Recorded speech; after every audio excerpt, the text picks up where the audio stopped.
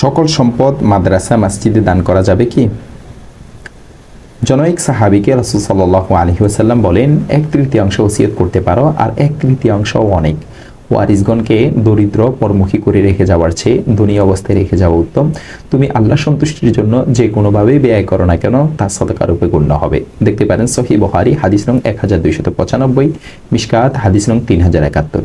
কাব বিন মালিক রাদিয়াল্লাহু তাআলা আনহু এর তওবা কবুল হলে তিনি তার সমুদয় সম্পদ সদকা করে দিতে চাইলে রাসূল সাল্লাল্লাহু আলাইহি ওয়াসাল্লাম বলেন, কিছু মাল নিজের জন্য রেখে দাও, সেটাই তোমার জন্য উত্তম হবে। সহিহ বুখারী হাদিস নং 2757। তবে কারো যদি ওয়ারিস না থাকে বা ওয়ারিসদের যদি কোনো আপত্তি না থাকে, তাহলে তিনি তার সমুদয় সম্পদ দান করে দিতে পারেন, যেমন আবু বকর রাদিয়াল্লাহু তাআলা আনহু দান করেছিলেন। দেখতে পারেন ফাতহুল বারী 3 নং খণ্ড 295 নং পৃষ্ঠা, মিরকাত 6 নং খণ্ড 365 নং পৃষ্ঠা, আল মুগনি ইবনে কুদামা 3 নং খণ্ড 102 নং পৃষ্ঠা।